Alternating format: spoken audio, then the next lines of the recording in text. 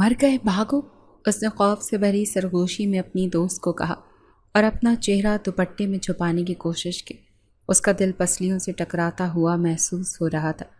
وہ دونوں جس تیزی سے ہوٹل کی لابی سے باہر نکلنے کے لیے قدم اٹھا رہی تھی، اتنا ہی اسے لگ رہا تھا کہ زمین اس کے پیروں تلے سے کھینچی جا رہی ہے، مگر قسمت نے شاید اس کے لیے کچھ اور ہی سوچ رکھا تھا۔ چند میزوں کے فاصلے پر شیشے کی دیوار کے پار وہ بیٹھا تھا، غازیان لاشاری، خاندان کا سب سے بڑا، سب سے زیادہ کھڑوس اور بااثر شخص۔ وہ اپنے دو غیر ملکی کلائنٹس کے ساتھ گہری بزنس میٹنگ میں مصروف تھا۔ اس کے چہرے پر وہی مخصوص گمبھیر سنجیدگی طاری تھی جو خاندان کے ہر فرد کو خوفزدہ کرنے کے لیے کافی تھی۔ اس کی عقابی نگاہیں سامنے رکھی فائلوں پر جمی تھی، مگر ابیہا کو لگا جیسے وہ نگاہیں اس کے وجود کو چیرتی ہوئی محسوس ہو رہی ہیں۔ ابیہا جلدی کرو، اس کی دوست حریم نے اس کا بازو کھینچتے ہوئے کہا۔ وہ دونوں تقریباً بھاگتی ہوئی ہوٹل کے شیشے کے دروازے سے باہر نکلی اور پارکنگ کی طرف لپکی۔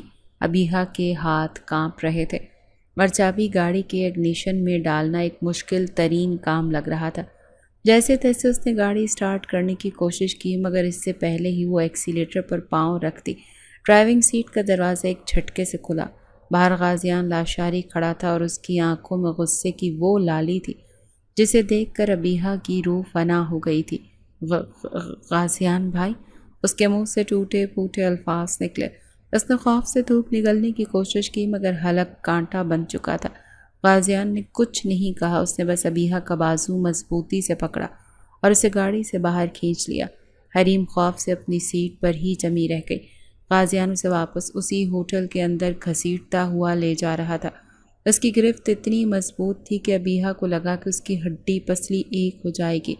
وہ اسے سیدھا اپنی میز پر واپس لے آیا جہاں اس کے کلائنٹس بیٹھے تھے۔ انہوں نے حیرت سے پہلے ابیہا کو اور پھر غازیان کو دیکھا۔ معافی چاہتا ہوں، غازیان اپنے کلائنٹ سے انتہائی پرسکون اور پیشہ ورانہ لہجے میں کہا، جیسے کچھ ہوا ہی نہ ہو۔ پھر اس نے ابیہا کی طرف اشارہ کیا، ان سے ملیے، یہ میری ہونے والی مسز ہیں، ابیہا سلمان لاشاری۔ یہ جملہ ابیہا کے سر پر بم کی طرح گرا۔ اس نے آنکھیں پھاڑے غازیان کو دیکھا۔ یہ کیا کہہ رہا ہے؟ دماغ تو ٹھیک ہے اس کا؟ وہ کچھ بولنے ہی والی تھی کہ غازیان نے اپنا ایک ہاتھ اس کی کمر پر رکھا اور ہلکا سا دباؤ ڈالا۔ یہ ایک خاص دھمکی تھی، ایک حکم تھا کہ زبان بند رکھو۔ اس غیر متوقع قربت اور اس کے ہاتھ کے لمس پر ابیہا کا پورا وجود لرز گیا۔ اس کی جان نکلنے لگی تھی۔ 32 سالہ غازیان لاشاری صرف لاشاری خاندان کا سربراہ ہی نہیں تھا، بلکہ شہر کا ایک بڑا بزنس مین تھا اور ابھرتا ہوا سیاستدان بھی تھا۔ اس کی شخصیت میں ایک عجیب سی ہیبت اور روب تھا کہ بڑے بڑے اس کے سامنے بولنے سے کتراتے تھے۔ جب وہ صرف 14 سال کا تھا تو ایک کار حادثے میں اس کے والدین کا انتقال ہو گیا۔ تب اس کے سب سے چھوٹے چچا احتشام لاشاری اور چچی شائستہ لاشاری نے اسے پالا۔ ان کی اپنی کوئی اولاد نہیں تھی، اسی لیے انہوں نے غازیان کو ہی اپنا بیٹا سمجھا۔ بڑا ہونے پر جب احتشام لاشاری نے اپنے بھائی کا بزنس اس کے حوالے کیا تو غازیان نے نہ صرف اسے کامیابی کی نئی بلندیوں تک پہنچایا بلکہ سیاست میں بھی قدم رکھا۔ اس کی ذہانت اور محنت نے اسے بہت جلد مقبول بنا دیا۔ پورے خاندان میں اس جیسا اثر و رسوخ رکھنے والا کوئی نہیں تھا، اسی لیے ہر کوئی اپنے مسئلوں کے حل کے لیے اسی کے پاس آتا تھا اور اس کا فیصلہ حرف آخر ہوتا تھا۔ پہلے وہ اپنے تینوں چچاؤں اور ان کی فیملیز کے ساتھ لاشاری ہاؤس میں رہتا تھا، مگر بزنس میں کامیابی کے بعد اس نے شہر کے سب سے پوش علاقے میں اپنا ایک عالیشان محل نما گھر غازیان مینشن تعمیر کروایا۔ یہ مینشن ہر جدید سہولت سے آراستہ تھا اور وہاں نوکروں کی ایک فوج ہر وقت حکم کی منتظر رہتی تھی۔ وہ وہاں اکیلا منتقل نہیں ہوا بلکہ اپنے چچا احتشام اور چچی شائستہ کو بھی اپنے ساتھ لے گیا۔ اس کی زندگی میں اگر کسی کی اہمیت تھی تو وہ صرف ان دونوں کی تھی، جنہوں نے اسے ماں باپ کی کمی محسوس نہیں ہونے دی تھی۔ ابیہا غازیان کے دوسرے نمبر والے چچا سلمان لاشاری کی اکلوتی بیٹی تھی۔ 24 سالہ ابیہا یونیورسٹی کے فائنل ایئر میں تھی۔ ماں باپ کی طرف اسے کافی آزادی اور لاڈ پیار ملا تھا، مگر وہ بھی غازیان سے گھبراتی تھی۔ صرف وہی نہیں، خاندان کی تمام لڑکیاں اس سے ڈرتی تھیں، کیونکہ غازیان لڑکیوں کی بے جا آزادی اور مغربی طور طریقوں کو سخت ناپسند کرتا تھا۔ اگر خاندان کی کسی لڑکی کو کوئی غلط حرکت اس کی نظر میں آ جاتی تو وہ فوراً اس کے والدین سے بات کر کے اس پر پابندیاں لگوا دیتا۔ ابیہا کی ویسے تو شخصیت بولڈ اور نڈر تھی، مگر غازیان لاشاری کی روبدار شخصیت کے سامنے اس کی بھی گھگی بن جاتی تھی۔ دیکھنے میں جہاں غازیان ایک انتہائی ہینڈسم اور وجیح مرد تھا، تو وہیں ابیہا بھی کسی حور سے کم نہیں تھی۔ دونوں کی عمر میں 8 سال کا فرق تھا۔ ان کے آپس میں کبھی سلام دعا سے زیادہ بات نہیں ہوئی تھی۔ ابیہا کبھی کبھار اپنے کزن سے ملنے غازیان مینشن جاتی تھی، اور اگر کبھی غازیان سے سامنا ہو بھی جاتا تو وہ سر جھکا کر سلام کرتی اور آگے بڑھ جاتی تھی۔ آج جو ہوا اس کی سوچ سے بھی باہر تھا۔ غازیان کے کلائنٹس مبارکباد دے رہے تھے اور ابیہا پتھر کی بت بنی کھڑی تھی۔ اس کا دماغ معاف ہو چکا تھا۔ غازیان نے میٹنگ ختم کی اور ابیہا کا ہاتھ پکڑ کر اسے تقریباً گھسیٹتا ہوا اپنی گاڑی کی طرف لے گیا۔ خاموشی سے اس گاڑی میں اسے بٹھایا اور خود ڈرائیونگ سیٹ سنبھال لی۔ پورے راستے دونوں کے درمیان ایک لفظ کا تبادلہ نہیں ہوا۔ ابیہا کی آنکھوں میں غصے، خوف اور بے بسی کے آنسو تھے، جبکہ غازیان کا چہرہ اسپاٹ اور تاثرات سے عاری تھا۔ گاڑی سیدھا اس کے گھر کے پورچ میں رکی۔ ابیہا غصے سے دروازہ کھول کر باہر نکلی اور سیدھا اپنے گھر کے اندر بھاگی۔ امی، آپ جانتی ہیں آج کیا ہوا؟ وہ سیدھا لاؤنج میں بیٹھی اپنی ماں کے پاس گئی اور پھٹ پڑی۔ کیا ہوا؟ اتنا ہانپ کیوں رہی ہو؟ اس کی ماں عالیہ نے تشویش سے پوچھا۔ امی، غازیان بھائی، انہوں نے آج سب کے سامنے انہوں نے مجھے اپنی الفاظ اس کے حلق میں اٹک رہے تھے۔ اس نے پوری کہانی اپنی ماں کو سنائی کہ کس طرح غازیان نے اسے ہوٹل میں سب کے سامنے اپنی ہونے والی مسز کہہ کر متعارف کروایا۔ وہ سمجھ رہی تھی کہ اس کی ماں یہ سن کر غصے میں آ جائیں گی، مگر ان کے چہرے پر ایک پرسکون مسکراہٹ ابھری۔ تو اس میں کیا غلط کہا اس نے؟ عالیہ نے انتہائی سکون سے کہا۔ ابیہا نے حیرانی سے اپنی ماں کو دیکھا۔ کیا مطلب؟ کیا غلط کہا؟ انہوں نے اتنا بڑا جھوٹ بولا؟ یہ جھوٹ نہیں ہے بیٹا، عالیہ نے اس کے سر پر ہاتھ پھیرتے ہوئے کہا۔ غازیان تمہارا شوہر ہی ہے۔ دراصل تمہارا نکاح بچپن میں ہی غازیان سے ہو چکا ہے۔ یہ انکشاف ابیہا کے لیے کسی ایٹم بم سے کم نہیں تھا۔ اسے لگا جیسے کسی نے اس کے پیروں تلے سے زمین ہی کھینچ لی ہو۔ نکاح میرا اور غازیان بھائی سے؟ کب؟ کیسے؟ مجھے کیوں نہیں بتایا؟ یہ تمہارے دادا کی زندگی کا فیصلہ تھا، ہم بس صحیح وقت کا انتظار کر رہے تھے۔ اب جیسے ہی تمہاری ڈگری مکمل ہوگی ہم تمہاری رخصتی کر دیں گے، کیونکہ غازیان آج صبح ہی تمہارے بابا سے رخصتی کی بات کر چکا ہے۔ ابیہا شوق کی کیفیت میں تھی۔ اس کا دماغ کام کرنا چھوڑ گیا تھا۔ اس کا نکاح اس کھڑوس، غصیلے اور روبدار انسان سے ہو چکا تھا جس سے وہ سب سے زیادہ ڈرتی تھی۔ نہیں، میں یہ شادی نہیں مانتی، میں اس شخص کے ساتھ نہیں رہ سکتی۔ ہوش میں آتے ہی وہ چیخنے لگی۔ اس نے گھر میں ہنگامہ کھڑا کر دیا۔ مجھے اس سے طلاق چاہیے۔ میرا آئیڈیل ایک کول مزاج، ہنسنے والا، بولنے والا انسان ہے۔ وہ تو ہر وقت ایسے رہتے ہیں جیسے کسی کا جنازہ پڑھ کر آئے ہوں۔ اس کے والدین سلمان اور عالیہ نے اسے سمجھانے کی بہت کوشش کی۔ انہوں نے غازیان سے شادی کے فائدے گنوائے، اس کی طاقت، خاندان میں اس کا مقام، سب کچھ بتایا، مگر ابیہا کسی صورت ماننے کو تیار نہیں تھی۔ جب وہ اپنی ضد پر اڑی رہی تو اس کی ماں نے بے اختیار اسے ایک تھپڑ رسید کر دیا۔ دماغ ٹھیک ہے تمہارا؟ تم غازیان لاشاری سے طلاق مانگ رہی ہو؟ ہمارے خاندان میں آج تک طلاق نہیں ہوئی، اس کی ماں نے غصے سے کہا۔ جب ابیہا کو اندازہ ہو گیا کہ اس کے والدین اس کی بات نہیں مانیں گے تو اس نے ایک جرأت مندانہ فیصلہ کیا۔ وہ ہمت کر کے اگلے دن سیدھا غازیان مینشن پہنچ گئی۔ وہ جانتی تھی یہ شیر کی کچھاڑ میں جانے کے مترادف ہے، مگر اس کے پاس کوئی اور راستہ نہیں تھا۔ وہ لاؤنج میں بیٹھا لیپ ٹاپ پر کام کر رہا تھا اور ابیہا کو دیکھ کر اس نے آئی برو اچکائے۔ مجھے آپ سے بات کرنی ہے، ابیہا نے ہمت مجتمع کرتے ہوئے کہا۔ بولو۔ اس کا لہجہ سرد اور بے مروت تھا۔ مجھے طلاق چاہیے، ابیہا نے ایک ہی سانس میں کہہ دیا۔ غازیان نے لیپ ٹاپ سے نظریں ہٹائیں اور پہلی بار اسے غور سے دیکھا۔ اس کی آنکھوں میں حیرت اور پھر ایک ناگوار تاثر ابھرا۔ وہ اپنی کرسی سے اٹھا اور آہستہ آہستہ چلتا ہوا اس کے سامنے آ کر کھڑا ہو گیا۔ اس کا قد ابیہا سے کہیں لمبا تھا اور اسے غازیان کو دیکھنے کے لیے سر اٹھانا پڑا۔ کیا کہا تم نے؟ غازیان نے اتنے سرد اور گہرے لہجے میں پوچھا کہ ابیہا کی ریڑھ کی ہڈی میں سنسنی کی لہر دوڑ گئی۔ میں آپ کے ساتھ نہیں رہنا چاہتی، ہمارا مزاج نہیں ملتا۔ غازیان کے ہونٹوں پر ایک طنزیہ مسکراہٹ ابھری۔ طلاق؟ لاشاری خاندان میں؟ تم جانتی بھی ہو تم کیا کہہ رہی ہو؟ وہ ایک قدم اور آگے بڑھا۔ ایک بار نکاح ہو جائے تو لڑکی اس گھر کی عزت اور غیرت بن جاتی ہے، اور تم اس گھر کی عزت کو اچھالنے کی بات کر رہی ہو۔ اس نے ابیہا کو کچھ اور کہنے کا موقع نہیں دیا۔ وہ اسے وہیں چھوڑ کر سیدھا اس کے والدین کے پاس گیا اور انہیں ابیہا کی ڈیمانڈ بتا دی۔ چچا، میں رخصتی کی تاریخ اگلے ہفتے ہی رکھی ہے، تیاریاں شروع کر دیں۔ اس نے فیصلہ سنایا اور وہاں سے چلا گیا۔ اس کے جانے کے بعد سلمان اور عالیہ نے ابیہا کو خوب ڈانٹا۔ پورے خاندان میں رخصتی کے دعوت نامے بھیج دیے گئے۔ ابیہا جو پہلے ہی پریشان تھی، یہ سن کر ہتھے سے اکھڑ گئی۔ اس نے اپنے کمرے میں خود کو بند کر لیا، روتی رہی، چیختی رہی، مگر کسی نے اس کی ایک نہ سنی۔ اس نے غازیان کو غصے میں فون کر کے دھمکی بھی دی کہ اگر زبردستی کی گئی تو وہ گھر سے بھاگ جائے گی۔ غازیان نے فون پر جواب نہیں دیا، مگر وہ اس کی فطرت سے واقف ہو چکا تھا۔ اسے اندازہ تھا کہ وہ ایسا کوئی قدم اٹھا سکتی ہے۔ غازیان کے فیصلے کے بعد گھر میں شادی کی تیاریاں طوفانی رفتار سے شروع ہو گئی تھیں۔ ہر طرف ایک جشن کا سما تھا، رشتہ داروں کی آمد و رفت، قہقہے اور خوشگوار ہنگامہ، مگر ابیہا کے لیے اس کا کمرہ قید خانہ بن چکا تھا اور باہر کی ہر آواز اس کے دل پر ہتھوڑے کی طرح برستی تھی۔ اس کا فون لے لیا گیا تھا اور اس پر سخت پہرا بٹھا دیا گیا تھا تاکہ وہ کوئی اور غلط قدم نہ اٹھا سکے۔ اس کی ماں جو کل تک اس کی ہر ضد پوری کرتی تھی، اب اس سے بات بھی نہیں کر رہی تھی۔ وہ مکمل طور پر تنہا اور بے بس ہو چکی تھی۔ دن گزرتے گئے اور مہندی کی رات آن پہنچی۔ پورے گھر کو پھولوں اور روشنیوں سے سجایا گیا تھا۔ ڈھولک کی تھاپ اور مہندی کے گیتوں کی گونج میں ابیہا کو زبردستی تیار کر کے لاؤنج میں بٹھا دیا گیا۔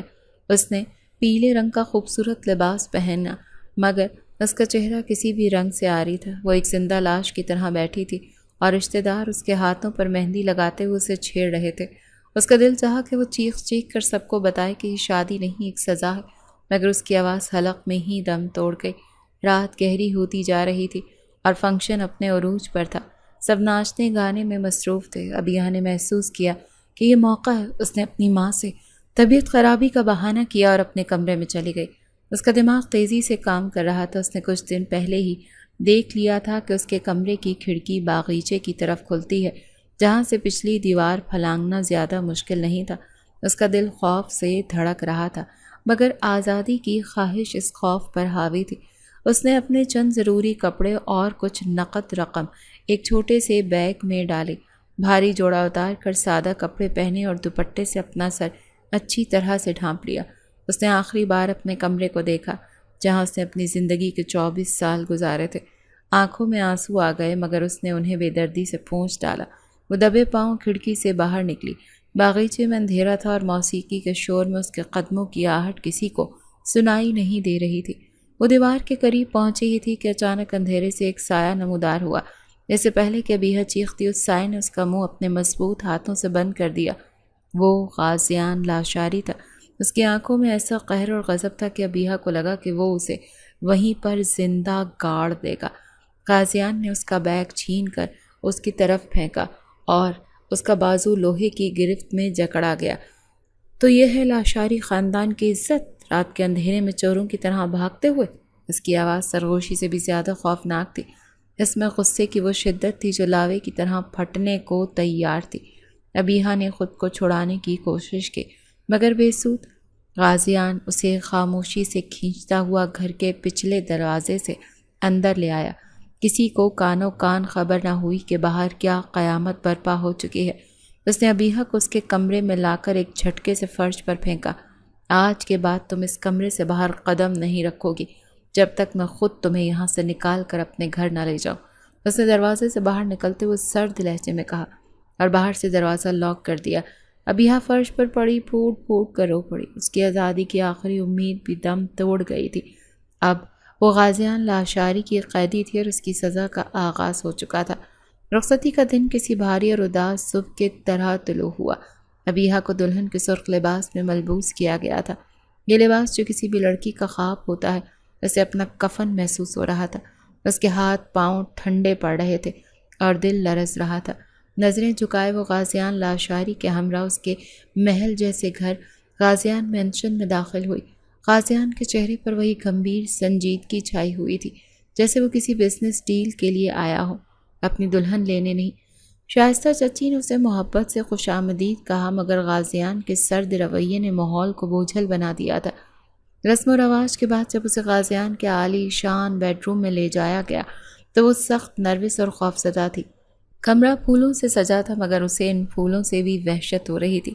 وہ نہیں جانتی تھی کہ غازیان اس کے ساتھ کیسا سلوک کرے گا۔ اس کی بھاگنے کی کوشش نے یقیناً اس کی غصے کو اور بھڑکا دیا تھا۔ وہ بیڈ کے کونے پر سمٹ کر بیٹھ گئی۔ اس کا وجود خوف سے کانپ رہا تھا۔ کچھ دیر بعد کمرے کا دروازہ کھلا اور غازیان اندر داخل ہوا۔ اس کے قدموں کی چاپ پر ابیحہ کا دل اچھل کر حلق میں آ گیا۔ اس نے ہمت کر کے نظر اٹھا کر انہیں دیکھا۔ غازیان چلتا ہوا اس کی طرف کچھ فاصلے پر آ کر رک گیا۔ کمرے میں ایک ناقابل برداشت خاموشی چھا گئی۔ ابیحہ کو لگا جیسے وقت تھم گیا ہے۔ پھر غازیان کے سرد اور بے رحم آواز نے اس خاموشی کو توڑا۔ اس کمرے میں اس طرح دلہن کے روپ میں تمہیں دیکھنا کبھی میری سب سے بڑی خواہش تھی۔ اس نے ایک لمحے کا توقف کیا اور اس کا اگلا جملہ ابیحہ کے دل میں خنجر کی طرح پیوست ہو گیا۔ مگر اب یہ صرف ایک مجبوری ہے۔ ابیحہ نے ایک آنسوؤں سے بھیگی پلکیں اٹھا کر اسے دیکھا۔ غازیان کی آنکھوں میں کوئی تاثر نہیں تھا، وہ بالکل خالی تھی۔ تمہیں اپنے دل میں خاص جگہ دی ہوئی تھی، وہ کہتا چلا گیا، مگر تم نے اپنی گری ہوئی حرکت سے وہ تمام مقام کھو دیا ہے۔ اب تم اس دل سے نکل چکی ہو۔ یہ الفاظ سن کر ابیحہ کی آنکھوں سے آنسوؤں کی لڑی ٹوٹ کر اس کے گالوں پر بہنے لگی۔ اس کی ساری ہمت، سارا غصہ، ساری نفرت، سب کچھ آنسوؤں میں بہہ گیا۔ اسے پہلی بار اپنی غلطی کی شدت کا احساس ہوا۔ اس نے کانپتے ہوئے ہاتھ جوڑے۔ مجھ سے غلطی ہو گئی، پلیز مجھے معاف کر دیں۔ اس کی آواز ٹوٹ رہی تھی مگر غازیان کے چہرے پر نرمی کا کوئی شائبہ تک نہ آیا۔ اس نے حقارت سے ابیحہ کو دیکھا اور اس کا لہجہ مزید درست ہو گیا۔ تم زندہ سلامت یہاں بیٹھی ہو، اسی کو غنیمت سمجھو، ورنہ ایسی حرکت کرنے والی لڑکی کو تو میں زندہ گاڑ دیتا ہوں۔ یہ کہہ کر وہ الماری کی طرف بڑھا، وہاں سے ایک تکیہ اور کمبل نکالا اور سیدھا کمرے میں رکھے صوفے کی طرف چلا گیا۔ ابیحہ پتھرائی ہوئی آنکھوں سے اسے دیکھتی رہی۔ اس نے خود کو صوفے پر لیٹنے کے لیے تیار کیا، جیسے ابیحہ کا وجود اس کمرے میں ہو ہی نہ۔ اس رات ابیحہ اس عالیشان کمرے میں پھولوں سے سجے بیڈ پر بیٹھی ساری رات روتی رہی۔ اس کا شوہر چند قدم کے فاصلے پر موجود تھا، مگر ان کے درمیان نفرت اور بے اعتنائی کی ایک ایسی دیوار کھڑی ہو چکی تھی جسے شاید اب کوئی بھی نہیں گرا سکتا تھا۔ اس رات کے بعد ابیحہ کی زندگی ایک نئے اور اذیتناک دور میں داخل ہو گئی۔ وہ غازیان مینشن کی مالکن تھی، مگر اس کی حیثیت ایک خوبصورت قیدی سے زیادہ نہیں تھی۔ غازیان نے اس پر سخت پہرے بٹھا دیے تھے۔ وہ اپنے کمرے، اس سے ملحقہ لاؤنج اور باغیچے کے ایک مخصوص حصے تک ہی محدود تھی۔ ملازم اس کا ہر حکم مانتے تھے، مگر ان کی آنکھوں میں ہمدردی کی جگہ ایک انجانہ سا خوف ہوتا تھا۔ وہ جانتے تھے کہ صاحب کی بیوی ہونے کے باوجود وہ صاحب کے غضب کا شکار تھی۔ غازیان کا رویہ برف کی طرح سرد اور ناقابل شکست تھا۔ وہ صبح سویرے اٹھتا، جم جاتا اور پھر ناشتہ کیے بغیر آفس چلا جاتا۔ رات کو اس کی واپسی کا کوئی وقت مقرر نہیں تھا۔ جب وہ گھر پر ہوتا بھی تو ابیحہ سے اس کا سامنا نہ ہونے کے برابر تھا۔ وہ اس کے وجود سے ایسے لاپرواہ تھا جیسے وہ ہوا میں تحلیل ہو چکی ہو۔ وہ اس سے بات نہیں کرتا تھا، اس کی طرف دیکھتا نہیں تھا، اور اگر کبھی غلطی سے آمنا سامنا ہو بھی جاتا تو اس کی آنکھیں ابیحہ کو ایسے دیکھتی جیسے وہ کوئی اجنبی ہو، کوئی ناپسندیدہ شے ہو۔ دن ہفتوں میں اور ہفتے مہینوں میں بدلنے لگے۔ اس قید تنہائی اور مسلسل نظر انداز کیے جانے نے ابیحہ کو اندر سے توڑنا شروع کر دیا۔ اس کا سارا غصہ، ساری نفرت، ساری ضد اب پچھتاوے اور احساس جرم میں بدل چکی تھی۔ اسے شدت سے اپنی غلطی کا احساس ہونے لگا تھا۔ اب وہ غازیان کو ایک ضدی اور مغرور لڑکی کی نظر سے نہیں بلکہ ایک مسترد شدہ بیوی کی نظر سے دیکھتے تھے۔ اسے اب غازیان کی ہر بات میں ایک نئی معنویت نظر آتی۔ جب وہ اسے شائستہ چچی سے نرمی سے بات کرتے دیکھتی یا احتشام چچا کے ساتھ بزنس کے معاملات میں سنجیدگی سے بحث کرتے سنتی تو اس کا دل بے اختیار اس کی طرف مائل ہونے لگتا۔ اسے احساس ہوتا کہ جس شخص کو اس نے کھڑوس اور غسیلہ سمجھا وہ اپنے پیاروں کے لیے کتنا خیال رکھنے والا اور ذمہ دار ہے۔ اس کا دل دکھتا جب وہ سوچتی کہ اس نے اس شخص کا دل دکھایا تھا، اس کے اعتماد کو ٹھیس پہنچائی تھی۔ غازیان کو اسے نظر انداز کرنا اب ابیحہ کے لیے ناقابل برداشت ہوتا جا رہا تھا۔ یہ خاموشی کسی تیز دھار آلے کی طرح اس کے دل کو زخمی کرتی تھی۔ اسے کئی بار ہمت کر کے اس خاموشی کی دیوار کو گرانے کی کوشش کی۔ کبھی وہ اس کے لیے کافی بنا کر اس کے اسٹڈی روم میں لے جاتی، مگر وہ فائلوں سے نظر اٹھائے بغیر سرد لہجے میں کہتا، مجھے نہیں پینی، ملازم سے کہو یہاں سے لے جائے۔ کبھی وہ ہمت کر کے اس کے سامنے آ کر کھڑی ہو جاتی اور کچھ کہنا چاہتی، مگر وہ اسے موقع دیے بغیر ہی وہاں سے اٹھ کر چلا جاتا۔ ہر بار کی کوششوں سے پہلے سے زیادہ زخمی اور بے بس کر جاتی، مگر غازیان پر کوئی اثر نہ ہوتا۔ آج بھی موسم ابیحہ کے دل کی طرح اداس تھا۔ آسمان پر کالے بادل چھائے ہوئے تھے اور پھر اچانک موسلا دھار بارش شروع ہو گئی۔ ابیحہ اپنے کمرے کی کھڑکی سے باہر برستی بارش کو دیکھ رہی تھی۔ اس کا دل گھٹن اور اداسی سے پھٹ رہا تھا۔ اس سے برداشت نہ ہوا اور وہ بے اختیار باغیچے کی طرف بھاگی اور بارش میں کھڑی ہو گئی۔ ٹھنڈا پانی جب اس کے وجود پر پڑا تو اسے لگا جیسے اس کے اندر کی آگ کچھ ٹھنڈی پڑی ہو۔ اس نے آنکھیں بند کر لیں اور خود کو بارش کے حوالے کر دیا۔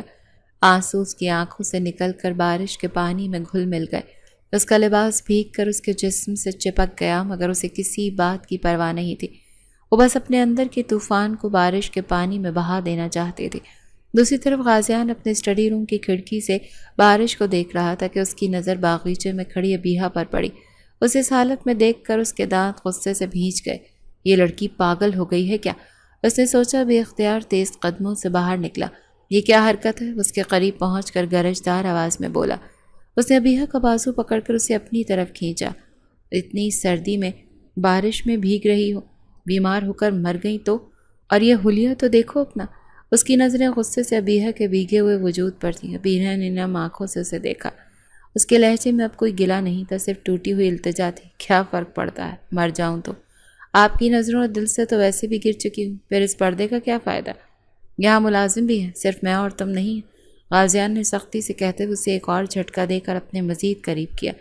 غازیان کی اتنی قربت، اس کا غصہ، اس کی فکر، ابیہا کے ضبط کے آخری بندھن بھی ٹوٹ گیا۔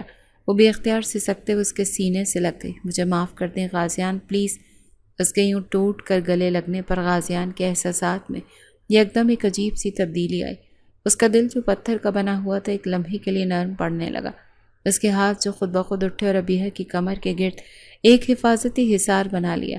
ایک لمحے کے لیے وہ سب کچھ بھول گیا، اس کا غصہ، اس کی نفرت، مگر پھر جیسے ہی اس کے ذہن میں ابیہا کا مہندی کی رات بھاگنے والا منظر آیا، اس کے ہاتھ وہیں رک گئے۔ اس نے خود کو ہوش میں لاتے ہوئے سختی سے ابیہا کو خود سے پیچھے دھکیل دیا۔ ابیہا کا چہرہ جو ایک لمحے کے لیے امید سے روشن ہوا تھا، دوبارہ دھواں دھواں ہو گیا۔ غازیان بنا کچھ کہے، بنا اس کی طرف دیکھے واپس مڑ گیا اور اسے وہیں بارش میں بھیگتا، کانپتا، ٹوٹا ہوا چھوڑ گیا۔ بارش میں بھیگنے اور شدید ذہنی دباؤ کا نتیجہ وہی نکلا جس کا غازیان کو خدشہ تھا۔ ابیہا جس ٹھنڈ سے ٹھٹرتی ہوئی کمرے میں واپس آئی تو اس کا پورا وجود کانپ رہا تھا۔ وہ بے حسی کے عالم میں گیلے کپڑے بدل کر بستر میں گھس گئی، مگر اس کے دانت بچ رہے تھے اور کپکپی تھی کہ رکنے کا نام نہیں لے رہی تھی۔ اس رات غازیان جب کمرے میں آیا تو ماحول پہلے سے زیادہ بوجھل اور تناؤ زدہ تھا۔ اس نے ایک نظر بستر پر لیٹی ابیہا پر ڈالی جو کمبل میں سکڑی ہوئی تھی، اور پھر خاموشی سے اپنے کام میں مصروف ہو گیا۔ رات گہری ہوتی گئی اور ابیہا کی حالت بگڑتی گئی۔ تیز بخار نے اس کے پورے وجود کو اپنی لپیٹ میں لے لیا تھا۔ اس کے سر میں شدید درد ہو رہا تھا اور وہ بے چینی سے کروٹیں بدل رہی تھی۔ اس کی آنکھوں سے خاموش آنسو بہہ رہے تھے اور کبھی کبھار اس کے لبوں سے تکلیف میں ڈوبی ہلکی سی سسکی نکل جاتی۔ غازیان صوفے پر لیٹا سونے کی کوشش کر رہا تھا، مگر ابیہا کی ہلکی سسکیوں اور بے چین حرکتوں نے اس کی نیند اڑا دی تھی۔ پہلے تو وہ غصے سے دانت پیستا رہا۔ یہ سب ڈرامہ ہے، میری توجہ حاصل کرنے کے لیے، اس کے دماغ نے اسے باور کروایا۔ وہ مزید سخت ہو گیا اور آنکھیں میچ کر لیٹ گیا، مگر ابیہا کی آواز میں اتنی تکلیف اور بے بسی تھی کہ وہ زیادہ دیر اسے نظر انداز نہ کر سکا، اور آخر کار وہ جھنجھلا کر اٹھ بیٹھا اور بستر کی طرف دیکھے بغیر سرد لہجے میں بولا، تمہاری یہ ڈرامے بازی میرے دل کو نرم نہیں کر سکتی، نہ ہی تمہیں اس سے معافی مل سکتی ہے۔ چپ چاپ سونے کی کوشش کرو۔ اس کے الفاظ تیر کی طرح ابیہا کو لگے، مگر اس میں اتنی ہمت نہیں تھی کہ وہ کوئی جواب دیتی۔ وہ مزید سمٹ کر خاموش ہو گئی۔ اس کی خاموشی غازیان کے غصے پر بھاری پڑ گئی۔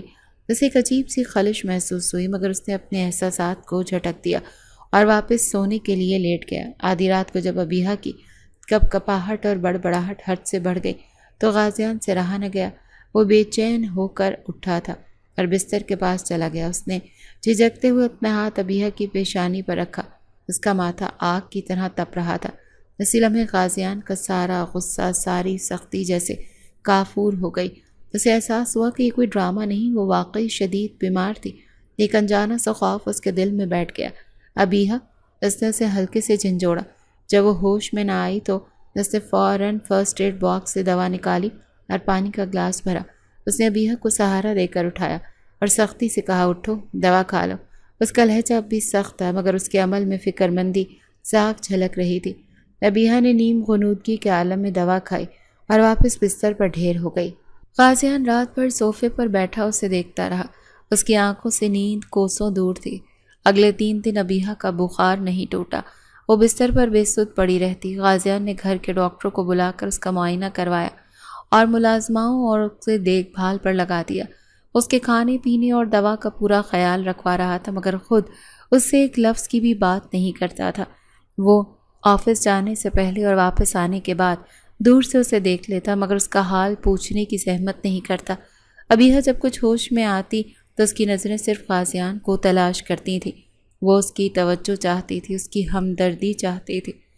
ایک صبح جب وہ آفس کے لیے تیار ہو کر جانے لگا تو ابیہا نے اپنی تمام تر ہمت جمع کر کے اسے پکارا، سنیے۔ اس کی آواز بہت کمزور اور تھکی ہوئی تھی۔ غازیان جو دروازے تک پہنچ چکا تھا ایک لمحے کے لیے رکا، مگر اس نے پلٹ کر نہیں دیکھا۔ مجھے دیر ہو رہی ہے، اس نے اسپاٹ لہجے میں کہا اور باہر نکل گیا۔ ابیہا کی آنکھوں میں آئی امید کی ہلکی سی کرن بھی دم توڑ گئی اور وہ پھوٹ پھوٹ کر رو پڑی۔ دوسری طرف آفس پہنچ کر بھی غازیان کا دل کام میں نہیں لگ رہا تھا۔ وہ بے چینی سے اپنے کمرے میں ٹہل رہا تھا۔ اس کی آنکھوں کے سامنے بار بار ابیہا کا روتا ہوا چہرہ، بارش میں بھیگا وجود اور اس کا فریادی لہجہ گھوم رہا تھا۔ اس کے کانوں میں ابیہا کی کمزور آواز گونج رہی تھی۔ اس نے اپنے سر کو دونوں ہاتھوں سے تھام لیا اور کرسی پر گرنے والے انداز میں بیٹھ گیا۔ کیوں؟ وہ بے بسی سے بڑبڑایا۔ کیوں اس لڑکی کے آنسو مجھے اتنا بے چین کرتے ہیں؟ کیوں میں اس کی تکلیف برداشت نہیں کر پا رہا؟ جبکہ ہزاروں میل دور غازیان مینشن کے اس عالیشان کمرے میں ابیہا بستر پر لیٹی اپنے موبائل کی اسکرین پر غازیان کی ایک پرانی تصویر دیکھ رہی تھی۔ یہ کسی خاندانی تقریب کی تصویر تھی جس میں وہ مسکرا رہا تھا۔ ابیہا آنسو بھری نگاہوں سے اسے مسکراتے ہوئے چہرے کو دیکھ رہی تھی اور سوچ رہی تھی کہ کیا یہ مسکراہٹ کبھی اس کے لیے بھی اس کے لبوں پر آئے گی۔ آفس میں گزرا وہ دن غازیان لاشاری کی زندگی کا مشکل ترین دن تھا۔ اس کا دماغ معاف اور دل بے چین تھا۔ وہ کسی بھی کام پر توجہ نہیں دے پا رہا تھا۔ ابیہا کا کمزور اور بخار میں تپتا وجود، اس کی درد بھری آواز ایک لمحے کے لیے بھی اس کے ذہن سے اوجھل نہیں ہو رہی تھی۔ شام کو جب وہ گھر لوٹا تو اس کے قدم بھاری تھے۔ اس نے سوچا تھا کہ وہ آج بھی ابیہا کو نظر انداز کرے گا، اپنی سختی کی دیوار کو قائم رکھے گا، مگر جب وہ کمرے میں داخل ہوا تو اس کے ارادے ریت کی دیوار کی طرح گر گئے۔ ابیہا کا بخار قدرے کم تھا اور وہ بستر پر نیم دراز تھی۔ اس نے غازیان کو دیکھتے ہی اٹھنے کی کوشش کی۔ اس کی آنکھوں میں ایک کمزور سی امید کی کرن چمکی۔ شاید وہ سوچ رہی تھی کہ آج وہ اس سے بات کرے گا، اس کا حال پوچھے گا۔ اس کی آنکھوں میں تیرتی یہی امید غازیان کے دل میں تیر کی طرح لگی۔ اسے پہلی بار شدت سے احساس ہوا کہ اس کی سزا ابیہا کے لیے کتنی اذیتناک بن چکی تھی۔ اسے یہ بھی احساس ہوا کہ اس لڑکی کی قربت میں رہ کر اسے روز اپنی آنکھوں کے سامنے تکلیف میں دیکھ کر وہ خود بھی ایک عذاب سے گزر رہا تھا۔ اسے معاف نہیں کر پا رہا تھا، مگر اس کی تکلیف دیکھنا بھی اس کے بس میں نہیں تھا۔ اسی لمحے اس نے ایک فیصلہ کیا، ایک ایسا فیصلہ جو اسے خود اپنے دل پر پتھر رکھ کر کرنا پڑا۔ جب تک میں اسے پوری طرح معاف کرنے کے لیے تیار نہیں ہو جاتا، مجھے اسے اپنی نظروں سے دور کر دینا چاہیے۔ اس کے ذہن نے فیصلہ سنایا، یہی ہم دونوں کے لیے بہتر ہوگا۔ وہ آگے بڑھا اور ابیہا کے بیڈ سے کچھ فاصلے پر کھڑا ہو گیا۔ اس کا لہجہ غصے سے پاک تھا، مگر اس میں ایسی سرد مہری اور لا تعلقی تھی کہ ابیہا کا دل کانپ گیا۔ تیار ہو جاؤ، اس نے بغیر کسی تمہید کے کہا۔ میں تمہیں تمہارے والدین کے گھر چھوڑنے جا رہا ہوں۔ یہ جملہ ابیہا پر بجلی بن کر گرا۔ اسے لگا کہ جیسے کسی نے اسے اونچائی سے گہری کھائی میں دھکیل دیا ہو۔ وہ جو یہ امید لگائے بیٹھی تھی کہ اس کی بیماری غازیان کے دل کو نرم کر دے گی، اس کے بجائے وہ اسے خود سے دور بھیج رہا تھا، اسے اپنی زندگی سے نکال رہا تھا۔ کیوں؟ اس کے منہ سے صرف لفظ نکلا، اس کی آواز آنسوؤں میں بھیگ چکی تھی۔ کیا میرا یہاں رہنا آپ کے لیے ناقابل برداشت ہو گیا ہے؟ یہ بحث کا وقت نہیں ابیہا، غازیان نے اس کی آنکھوں میں دیکھنے سے گریز کرتے ہوئے کہا۔ میں جو کہہ دیا بس وہی کہہ دیا، تمہارے لیے بھی یہی بہتر ہے۔ کچھ دن ماحول کی تبدیلی ہو جائے۔ آپ مجھے سزا دے رہے ہیں نا؟ وہ رو پڑی۔ مجھے اپنے گھر سے، اپنی زندگی سے نکال کر میں نے جو فیصلہ کر لیا ہے وہ نہیں بدلے گا، غازیان نے سختی سے کہا اور کمرے سے باہر نکل گیا تاکہ اس کے آنسو اسے کمزور نہ کر دیں۔ 1 گھنٹے بعد وہ ابیہا کو لے کر اس کے والدین کے گھر کے سامنے موجود تھا۔ راستے بھر گاڑی میں موت جیسی خاموشی چھائی رہی۔ ابیہا کھڑکی سے باہر دیکھتی، چپ چاپ آنسو بہاتی رہی اور غازیان مضبوطی سے اسٹیئرنگ وہیل پکڑے اپنے جذبات سے لڑتا رہا۔ جب اس کے والدین سلمان اور عالیہ نے ابیہا کو اس طرح اچانک غازیان کے ساتھ دیکھا تو وہ پریشان ہو گئے۔ سب خیریت ہے بیٹا؟ سلمان نے پوچھا۔ جی چچا، بس اس کی طبیعت کچھ ٹھیک نہیں، میں نے سوچا کچھ دن یہاں رہے گی تو ماحول کی تبدیلی سے کچھ بہتری محسوس کرے گی۔ غازیان نے انتہائی رسمی اور مختصر جواب دیا۔ وہ ابیہا کو اندر چھوڑ کر ایک لمحہ بھی نہیں رکا، بس پلٹ کر ایک بار بھی اس لڑکی کی طرف نہیں دیکھا جو دروازے میں کھڑی اسے ٹوٹے دل اور بھیگی آنکھوں سے جاتا دیکھ رہی تھی۔ جیسی اس کی گاڑی نظروں سے اوچل ہوئی، ابیہا وہیں دہلیز پر بیٹھ کر پھوٹ پھوٹ کر رو پڑی۔ اسے آج واقعی محسوس ہوا تھا کہ غازیان لاشاری نے اسے اپنے دل کے ساتھ ساتھ اپنی دنیا سے بھی نکال دیا ہے۔ 1 مہینہ گزر گیا۔ یہ 1 مہینہ دونوں کے لیے ایک صدی کی طرح بھاری تھا۔ ابھی اپنے والدین کے گھر پر تھی۔ جسمانی طور پر وہ بخار سے صحت یاب ہو چکی تھی، مگر ذہنی اور جذباتی طور پر وہ مکمل طور پر بکھر چکی تھی۔ اس نے خود کو اپنے کمرے تک محدود کر لیا تھا۔ وہ کسی سے زیادہ بات نہیں کرتی تھی، بس ہر وقت خاموش اور اداس رہتی۔ اس کا وزن کم ہو گیا تھا اور اس کی آنکھوں کے گرد ہلکے پڑ گئے تھے۔ اس کے والدین اس کی حالت پر کڑتے رہتے، مگر وہ اس سے بھی اپنے دل کی بات نہیں کہہ پاتی۔ وہ ہر لمحہ اپنے فون کو دیکھتی، اس امید پر کہ شاید غازیان کا کوئی میسج یا کال آ جائے، مگر دوسری طرف مکمل خاموشی تھی۔ دوسری طرف غازیان مینشن کی دیواریں غازیان کو کاٹنے کو دوڑتی تھیں۔ ابیہا کو بھیجنے کے بعد اسے لگا تھا کہ اسے سکون مل جائے گا، مگر ہوا اس کے بالکل برعکس تھا۔ گھر کی ہر چیز اسے ابیہا کی یاد دلاتی تھی۔ اس کا خالی کمرہ، باغیچے کا وہ کونا جہاں وہ بارش میں بھیگی تھی، ڈائننگ ٹیبل پر اس کی خالی کرسی، اس کی غیر موجودگی اس کی موجودگی سے زیادہ طاقتور ثابت ہو رہی تھی۔ وہ دن بھر خود کو کام میں غرق رکھتا، مگر رات کی تنہائی میں ابیہا کی یادیں اسے گھیر لیتی۔ اسے اس کا روتا ہوا چہرہ یاد آتا، اس کی معافی مانگتی آنکھیں یاد آتی، اور اس کا دل بے چین ہو جاتا۔ اس کی انا اور اس کا دل ایک مسلسل جنگ میں مبتلا تھے۔ اسی دوران ابیہا کے سر میں اکثر شدید درد رہنے لگا۔ پہلے تو سب نے اسے کمزور اور ذہنی دباؤ کا نتیجہ سمجھا، مگر جب درد کی شدت بڑھنے لگی اور اسے چکر آنے لگے تو اس کی ماں عالیہ اسے شہر کے سب سے بڑے نیورولوجسٹ کے پاس لے گئی۔ ڈاکٹر نے کچھ ٹیسٹ اور MRI تجویز کی۔ رپورٹس آنے تک کا وقت ان پر قیامت بن کر گزرا۔ جس دن رپورٹ لینے جانا تھا، ابیہا کا دل ایک انجانے خوف سے بیٹھا جا رہا تھا۔ ڈاکٹر نے جب انہیں اپنے آفس میں بلایا تو اس کے چہرے پر سنجیدگی تھی۔ دیکھیے، مجھے افسوس ہے کہ مجھے یہ کہنا پڑ رہا ہے، ڈاکٹر نے رپورٹس کو دیکھتے ہوئے کہا۔ ابیہا کے دماغ میں ایک رسولی ہے جسے ہم برین ٹیومر کہتے ہیں۔ یہ الفاظ سن کر عالیہ کے پیروں تلے سے زمین نکل گئی۔ ان کے ہاتھ سے پرس گر گیا اور وہ سکتے کے عالم میں ڈاکٹر کو دیکھنے لگی۔ ابیہا کو لگا جیسے اس کے کانوں میں سائیں سائیں ہونے لگی ہے اور کمرے کی ہر چیز گھوم رہی ہے۔ Brain tumour? اسے یہ کیسے ہو سکتا ہے؟ اس کی پہلی سوچ موت نہیں تھی بلکہ غازیان تھا۔ کیا میں اس سے ملے بغیر، اس سے اپنی محبت کا اظہار کیے بغیر مر جاؤں گی؟ گھر آ کر جب سلمان کو یہ خبر ملی تو وہ بھی ٹوٹ گئے۔ وہ اپنی اکلوتی بیٹی کو اس حال میں نہیں دیکھ سکتے تھے۔ گھر میں ایک کوہرام مچ گیا۔ عالیہ کا رو رو کر برا حال تھا۔ ابیہا پتھرائی ہوئی آنکھوں سے سب کچھ دیکھ رہی تھی۔ کچھ دیر بعد سلمان نے کانپتے ہاتھوں سے فون اٹھایا۔ وہ جانتے تھے کہ یہ خبر دینے کا حق سب سے پہلے کس کا ہے۔ انہوں نے غازیان کا نمبر ملایا۔ غازیان اس وقت ایک اہم بورڈ میٹنگ میں تھا۔ اس نے اپنے چچا کا نمبر دیکھ کر فون کاٹ دیا، مگر جب ان کی کال بار بار آنے لگی تو اسے تشویش ہوئی۔ اس نے میٹنگ سے وقفہ لیا اور کال بیک کی۔ جی چچا، خیریت؟ میں میٹنگ میں تھا۔ دوسری طرف سے سلمان کی بھری ہوئی آواز آئی، غازیان بیٹا۔ ابیہا؟ ان کی آواز رند گئی۔ غازیان کا دل دھک سے رہ گیا۔ کیا ہوا ابیہا کو؟ چچا، وہ ٹھیک تو ہے؟ وہ ہسپتال میں ہے، تم فوراً آ جاؤ بیٹا۔ فوراً؟ میں آ رہا ہوں، یہ کہہ کر اس نے فون بند کر دیا۔ اس کا دماغ سن ہو چکا تھا۔ وہ کسی کو کچھ بتائے بغیر میٹنگ ادھوری چھوڑ کر باہر بھاگا۔ اس کے دل میں ایک ہی دعا تھی کہ یا اللہ، ابیہا کو سلامت رکھنا۔ اسے آج احساس ہو رہا تھا کہ اس کی ناراضگی اور اس کی انا کی محبت کے سامنے کتنی چھوٹی اور بے معنی تھی۔ غازیان نے گاڑی ایسے بھگائی جیسے وہ سڑک پر نہیں، ہوا میں گاڑی اڑا رہا ہو۔ اس کا دل خوف اور پچھتاوے اور انجانے اندیشوں سے پھٹا جا رہا تھا۔ اس کے ذہن میں ابیہا کے ساتھ گزرا ہر لمحہ فلم کی طرح چل رہا تھا۔ اس کی ہنسی، اس کی شرارتیں، اس کی آنکھوں کے آنسو، بارش میں بھیگتا اس کا وجود اور اس کی آخری التجا، آپ مجھے اپنے گھر سے نکال رہے ہیں۔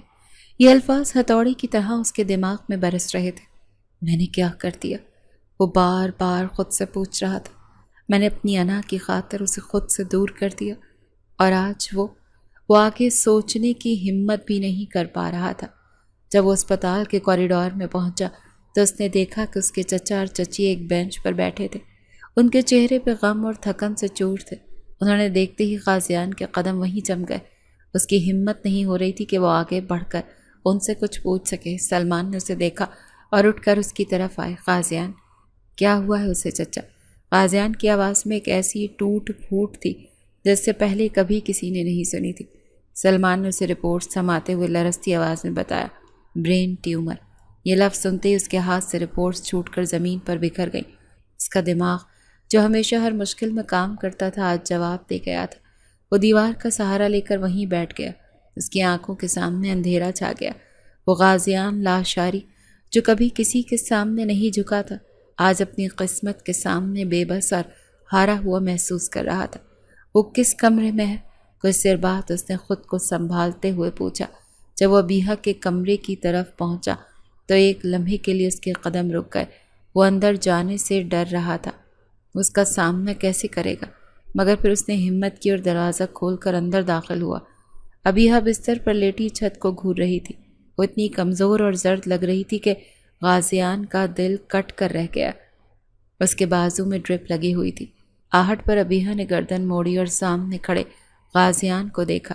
ایک لمحے کے لیے اسے یقین نہیں آیا کہ وہ واقعی وہاں ہے۔ اس کی آنکھوں میں آنسوں کو ایک سمندر امڈ آیا۔ غازیان بھاری قدموں سے چلتا ہوا اس کے بستر کے پاس آیا اور اس کے قریب بیٹھ گیا۔ اس نے کانپتے ہوئے ہاتھ سے ابیہا کا ہاتھ تھاما۔ اس کا ہاتھ برف کی طرح ٹھنڈا تھا۔ ابیہا، اس کے منہ سے صرف اس کا نام نکلا۔ اس کی آواز جذبات کی شدت سے بھرا گئی۔ آپ آ گئے؟ ابیہا نے روتے ہوئے کہا۔ غازیان مزید کچھ نہ کہہ سکا، بس اس کا ہاتھ تھامے اس کے آنسوؤں کو دیکھتا رہا۔ اس کی اپنی آنکھیں بھی بھیگ چکی تھی۔ اس نے جھک کر ابیہا کے ماتھے پر بوسہ دیا۔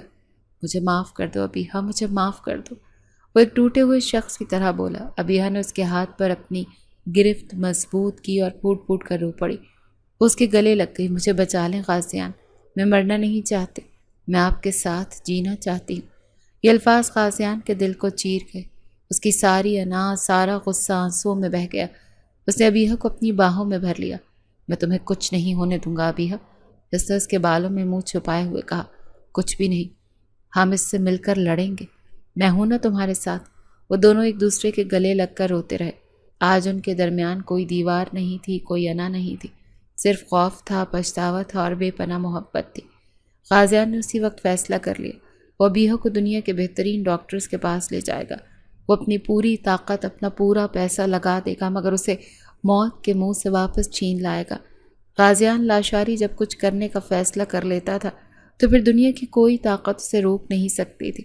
اس نے 24 گھنٹے کے اندر امریکہ کے سب سے بہترین نیورولوجسٹ سرجن سے رابطہ کیا اور تمام رپورٹس بھیجی اور اپوائنٹمنٹ لے لی۔ اگلے ہی دن وہ ابیہا کو ایک خصوصی طور پر تیار کردہ ایئر ایمبولینس کے ذریعے امریکہ لے جا رہا تھا۔ اس سفر میں وہ ایک لمحے کے لیے بھی اس سے الگ نہیں ہوا۔ ابیہا کمزور تھی مگر ہوش میں تھی۔ اس نے غازیان کے چہرے پر ایسی تشویش اور خوف دیکھا جو اس نے پہلے کبھی نہیں دیکھا تھا۔ آپ ڈر رہے ہیں؟ ابیہا نے دھیرے سے اس کا ہاتھ دباتے ہوئے پوچھا۔ غازیان نے ایک گہری سانس لی اور اس کی آنکھوں میں دیکھتے ہوئے اعتراف کیا، ڈر رہا ہوں ابیہا، میں خوف سے مر رہا ہوں۔ میں نے اپنی زندگی میں بڑے بڑے نقصانات برداشت کیے ہیں، بڑے سودے ہاتھ سے جاتے دیکھے ہیں، مگر مجھے کبھی ایسا خوف محسوس نہیں ہوا جیسا آج ہو رہا ہے۔ آج مجھے لگ رہا ہے کہ اگر میں نے تمہیں کھو دیا تو میں اپنی پوری زندگی، اپنی روح کھو دوں گا۔ اس کی آواز میں ایک ایسی ٹوٹ پھوٹ تھی جس نے ابیہا کا دل پگھلا دیا تھا۔ میری انا، میرا غصہ، اس نے مجھے اندھا کر دیا تھا۔ وہ کہتا چلا گیا، میں نے تمہیں تکلیف دی، تمہیں خود سے دور کر دیا اور اس کی قیمت ہم دونوں ادا کر رہے ہیں۔ اگر تمہیں کچھ ہو گیا تو میں خود کو کبھی معاف نہیں کر پاؤں گا۔ ابیہا نے اپنی تمام تر کمزوری کے باوجود اس کے ہاتھ پر بوسہ دیا۔ ماضی کو بھول جا، اب آپ میرے ساتھ ہیں، مجھے یقین ہے کچھ برا نہیں ہوگا۔ اس کے الفاظ نے غازیان کو ایک نئی ہمت دی۔ امریکہ پہنچ کر اسے فوری طور پر اسپتال میں داخل کر دیا گیا۔ ڈاکٹرز نے مزید کچھ ٹیسٹ کیے اور جلد از جلد آپریشن کا فیصلہ کیا۔ آپریشن والے دن ابیہا بہت خوفزدہ تھی، مگر غازیان کا مسکراتا چہرہ اسے ہمت دے رہا تھا۔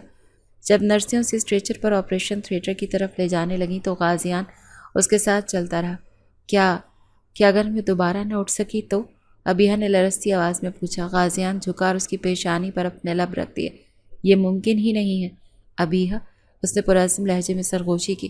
میں نے ابھی تمہیں واپس پایا ہے، میں تمہیں اتنی آسانی سے کہیں نہیں جانے دوں گا۔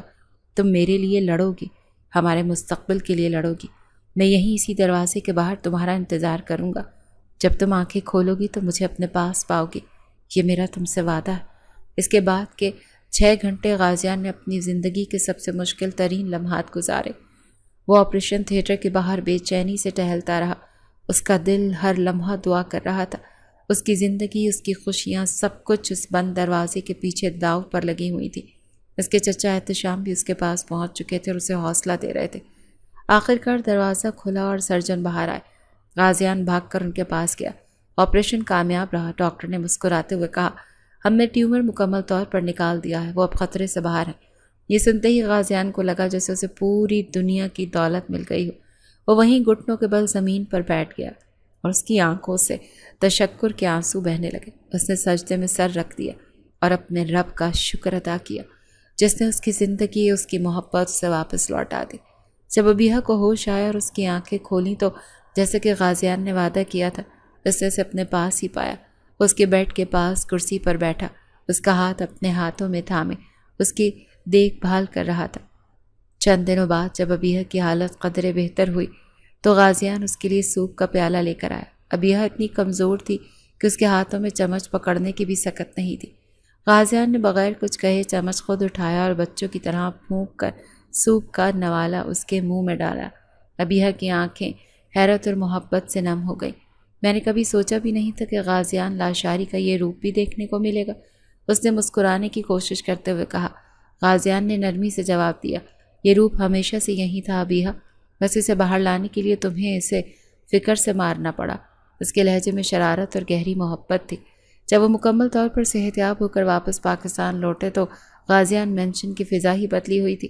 شائستہ اور احتشام لاشاری نے ان کا استقبال آنسوؤں اور دعاؤں سے کیا۔ اس بار جب ابیہ نے گھر کی دہلیز پر قدم رکھا تو وہ ایک قیدی کی طرح نہیں بلکہ ایک فاتح کی طرح تھی۔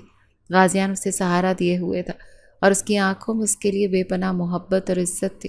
اسے سیدھا ان کے کمرے میں لے گیا۔ کمرے سے وہ صوفہ غائب تھا جہاں غازیان مہینوں سے سوتا رہا۔ اب وہاں ایک چھوٹی سی خوبصورت سیٹنگ ایریا بنایا ہوا تھا۔